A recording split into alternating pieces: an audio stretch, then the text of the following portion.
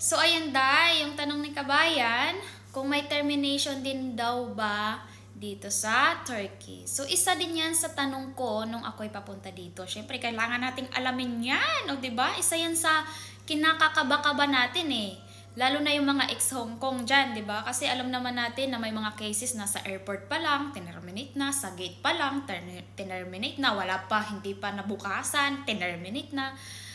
So, isa yan sa mga inalam ko. Yes, meron din dito termination sa Turkey. So, yung nakausap ko before, nung nasa Pinas pa lang ako, ex-Hong Kong din siya. Ang sabi niya, once na ikaw ang umayaw, may two choices, pero si amo ang magde-decide. Kung papayag ang amo mo na lumipat ka sa ibang employer, good. Good para sa iyo.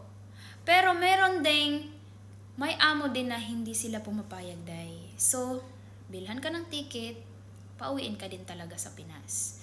Yan ang two choices. Pero kung sila ang umayaw, syempre, obligado pa rin sila magbili ng ticket at umuwi. Then, dito kasi sa agency namin, tutulungan ka talaga ng mga staff sa agency. Kakausapin kung gagawan ng paraan hanggat kaya gawa ng paraan. Kakausapin yung amo, yung mga ganyan. Kasi alam nyo, dito sa Philippine Liba Kiji, based sa observation ko, no, isa ito sa magandang agency talaga. Tsaka lucky talaga ako na dito ako napunta Example mo na lang yung ang post nila. Ito si Kabayan, hindi na siya, before, under siya sa Philippine Liba Kiji, din lumipat ng amo, syempre naghanap ng mas mataas ang sahod, sa kasawi ang palad, akalang maganda na yung amo at mataas ang sahod, yung pala kabaliktaran. So ngayon, nanghingi siya ng tulong sa Philippine Liba Kiji. Walang kaabog-abog na tinulungan siya Kaya dito yung alam niyo yung kahit hindi na siya under ng Philippine Liba, tinulungan pa rin siya. Ito yung mga agency na talagang may malasakit talaga sa atin.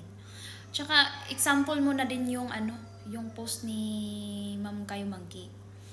Ito may amo daw na nagsalita ng something, red flag na daw. Yun. Block mo na, hindi na yan makakakuha dito ng TH.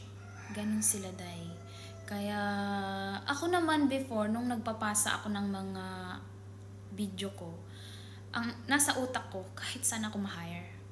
Kahit saan ako ma-hire. Kasi ang hirap kaya hanggang ngayon yung iba, yung mga sinisindan ko, walang sin.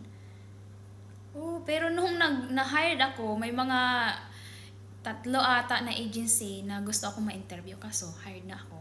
At yung katwiran ko talaga, kung saan ako unang ma-hire, doon ako. Kasi once na tinawagan ka ulit ng ibang agency, tapos ma-interview ka, magdadalawang isip ka. Kaya ako, focus ako sa una. Hindi na ako magpapa-interview sa iba, doon ako sa una. Kasi yun yung binigay ni Lord para sa akin eh. Kasi yung sumunod niya, guguluhin ka lang yan. 'Di ba? Yun ang mindset ko. Kung sino yung unang mag-hire sa akin, doon ako. Kaya lucky ako kasi napunta ako sa dito sa Philippine Liba Kiji. So marami sila talagang natutulungan.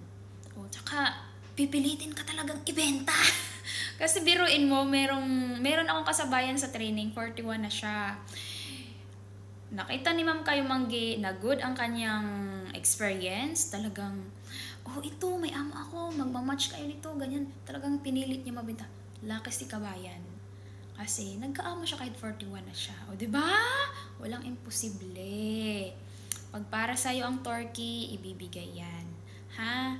Kaya, huwag matakot sumubok.